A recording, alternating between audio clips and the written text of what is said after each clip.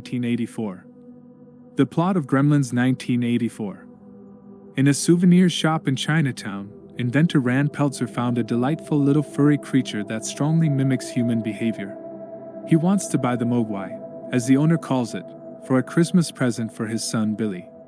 The owner refused, but his son went to Rand outside and sold Mogwai when they needed money. It gives 3 warnings: never leave it near water, keep away from light, and above all, never feed it after midnight. Billy is happy with Mogwai, naming him Gizmo. He soon discovers that the light hurts him, and the water causes him to spawn another horde of Mogwai. After Billy's clock is broken, the other creatures eat after midnight, then they get into the cocoon to become evil, vicious creatures. As Christmas Eve approaches, the creatures run wild, revealing in malicious pranks on humans in a frenzied destruction and chaos. Movie background details. Gremlins was produced at a time when the combination of horror and comedy was becoming increasingly popular. The film Ghostbusters, released on the same weekend as Gremlins, and later Beetlejuice, 1988, The Burbs, 1989, and other similar films, are part of this growing trend. The new genre seems to emphasize the abrupt shift between humorous and horror scenes, and/or amusing with plot elements often used to induce fear. Far Side Comics point out that this is a larger cultural phenomenon. However, it is based on older precedents, such as the Abbott and Costello film Meet Frankenstein, 1948, and the 1960s television series The Addams and the Munsters. The concept of Gremlins was first conceived during the Second World War, when mechanical failures in aircraft were blamed on small monsters. Gremlins entered popular culture when children's author Roald Dahl published a book called The Gremlins in 1943 based on mischievous creatures. Dante has read The Gremlins and claims that the book had some influence on his film. Dahl's story is mentioned in the film when the character Mr. Futterman, played by Miller, drunkenly warns Billy and Kate about alien technology being sabotaged by gremlins. "These are the same gremlins that shot down our planes in." Yes, World War II. Falling Hair, an animated short by Merry Melody starring Bugs Bunny and a gremlin, was released by Warner Brothers, also in 1943. In 1983, Dante publicly separated his work from previous films. He explains, "Our gremlins are a little bit different. They're pretty blue, they have wide mouths and they laugh a lot and they do things that are really, really nasty to people and always enjoy themselves. Use that." Gremlins was a major box office success in 1984. This is largely due to Steven Spielberg's title name. Some ad campaigns even go so far as to falsely claim that Steven Spielberg directed Gremlins when he only had executive producer credit. The series was actually directed by Joe Dante, a director who rose to prominence thanks to a few original B-budget works, Piranha, 1978, and The Howling, 1980, and one of the Twilight Zone episodes The Movie, 1983, and became a regular genre director. Gremlins is also a bohemian movie. Joe Dante does one gag after another. The film is filled with gremlin scenes and the plot is pushed into the background until the film looks like an Uncharted standalone routine using live-action cartoon jokes. Dante adds the genre-defining joke that has become his trademark: cameos from animator Chuck Jones and 1950s genre star Kenneth Tobey, Robot Robbie's appearances at the convention, Inventor's Market, as well as the Time Machine from The Time Machine, 1960, which suddenly disappeared in a puff of smoke. Review. Gremlins is a great comedy from 1984, the best year ever for good movies in my opinion. Some movies are not what they seem. Take Gremlins, 1984, as an example. It's the story of a small-town kid who acquires a strange creature that spawns a horde of creepy green creatures that terrorize the inhabitants of the fun little area. It's a silly idea, but it's certainly interesting and certainly one to cherish. Technically, this isn't a great movie, or even a very good one, but that doesn't mean it should be. The genius lies in the film's modest scale. It's not just a raw horror with wicked aliens, see, critters, but a parody of the rest, can still make some people shiver along the way as if by chance. Thanks to Joe Dante for this movie. And thanks to him for providing us with beautiful and imaginative movies over the years.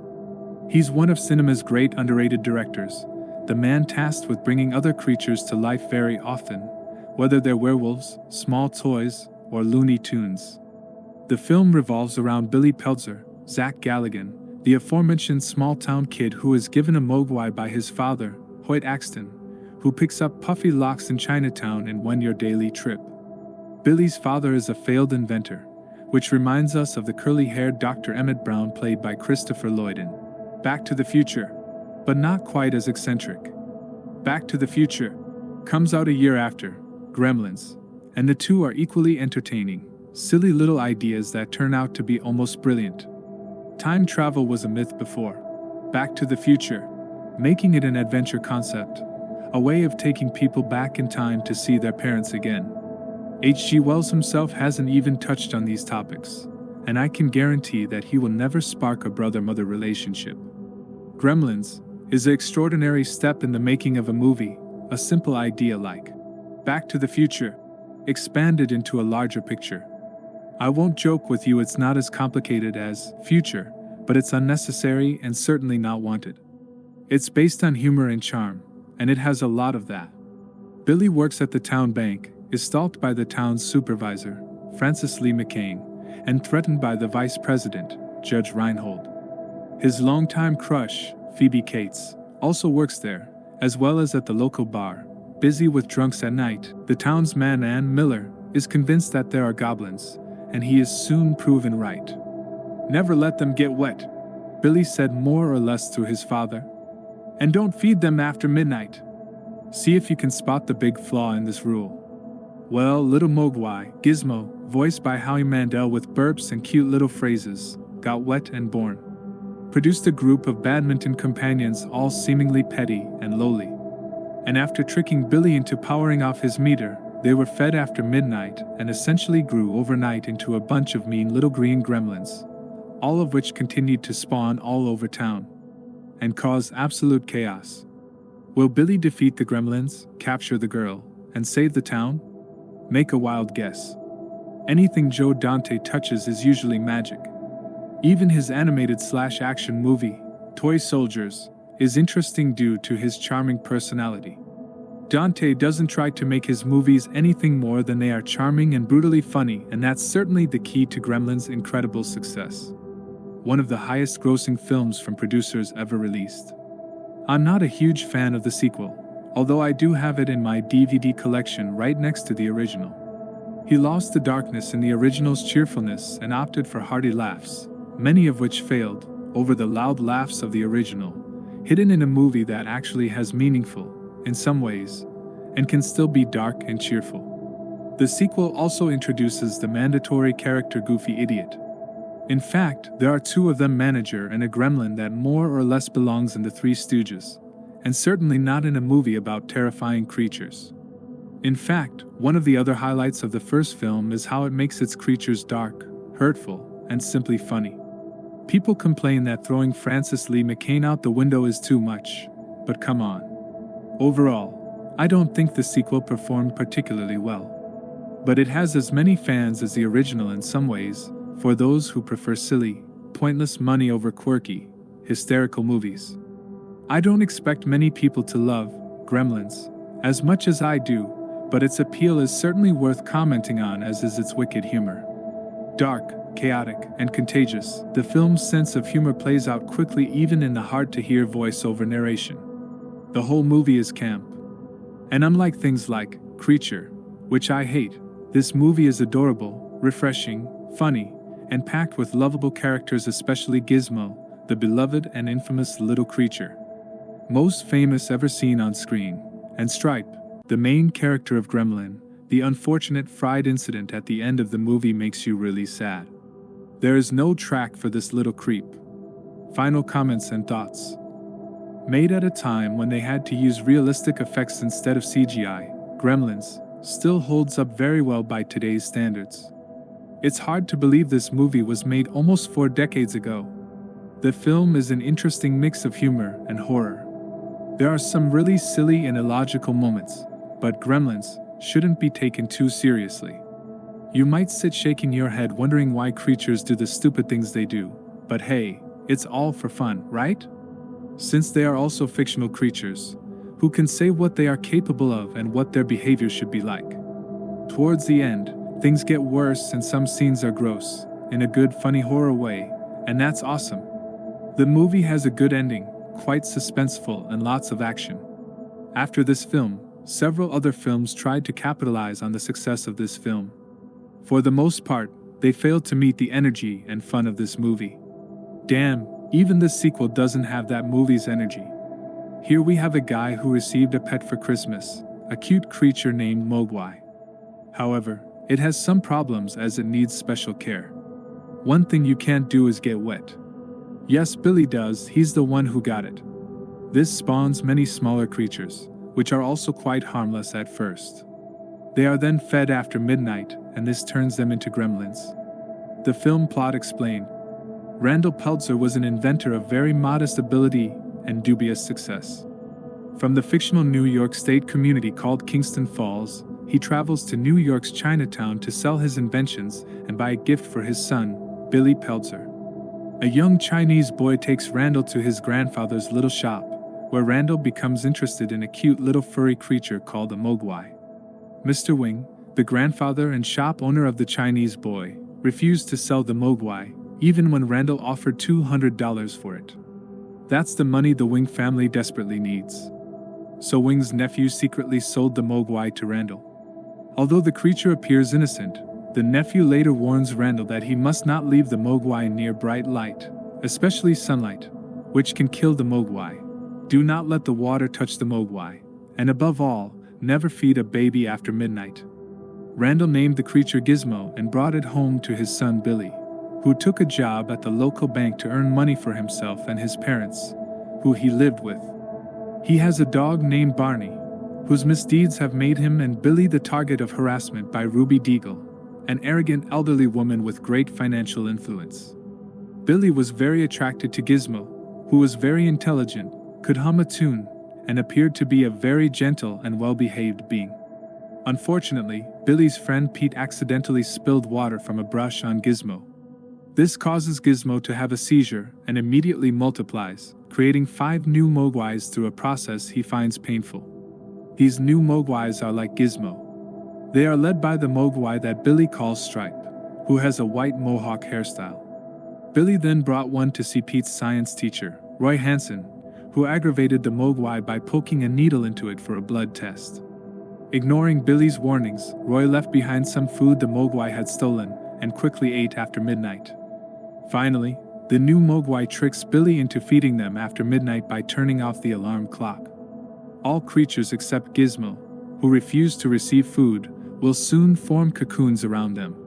While Billy is at the bank, the cocoons hatch and the Mogwai appear, transforming into gremlins.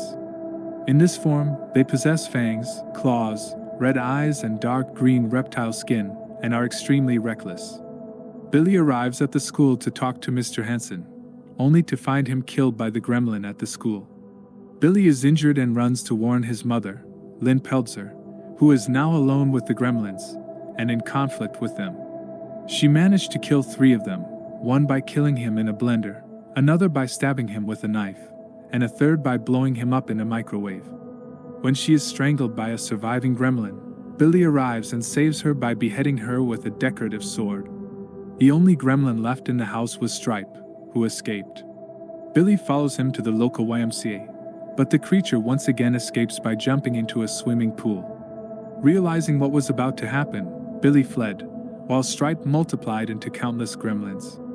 Billy then takes Gizmo to the police station in an attempt to warn the townspeople. The police ignore them to investigate a series of strange accidents, which Billy believes are the work of goblins.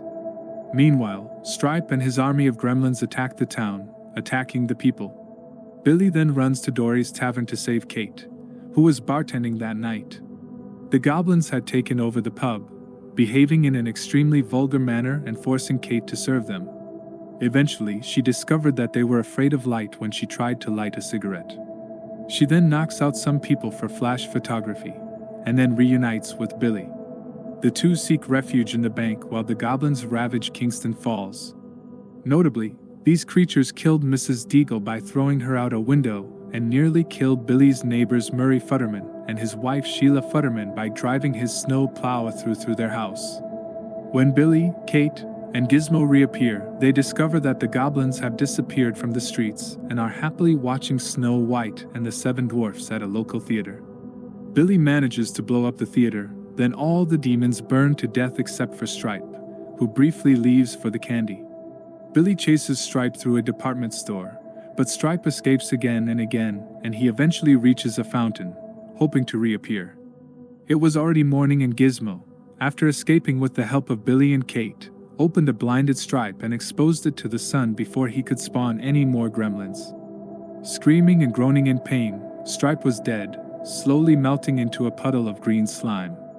At the end of the movie, Mr. Wing returns to find Gizmo and his siblings to avoid any trouble again.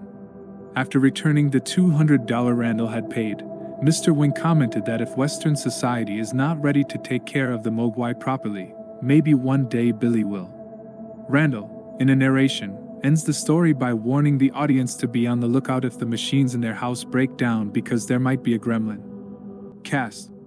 The character Kate is played by Phoebe Cates. She was given the role despite concerns that she was known for more adventurous roles, such as Linda Barrett in Fast Times at Ridgemont High, 1982. Spielberg urged to cast the relatively unknown Zach Galligan for Billy because Spielberg had seen the chemistry between Galligan and Cates during the auditions. Galligan later compared himself to Billy, saying that he was wacky and so, in that picture it really seemed to me like a dream. I mean, what can I do? The character of What Can I Do? Blow up the cinema. Work with great people. Unlike Galligan, there are many better-known supporting actors and actresses, many of whom are longtime actors. On set, playing a World War II veteran who first referred to these creatures as gremlins. With so many experienced actors on set, Galligan had the opportunity to ask them about their profession. Rand is played by Hoyt Axton, who has always been favored by filmmakers for the role, although he is strongly opposed by other actors. Axton's background includes playing the father in The Black Stallion, 1979, and he is also a country singer-songwriter. Because an introductory scene in Gremlins was cut, Axton's voice gave him more of a role as a narrator to set the scene,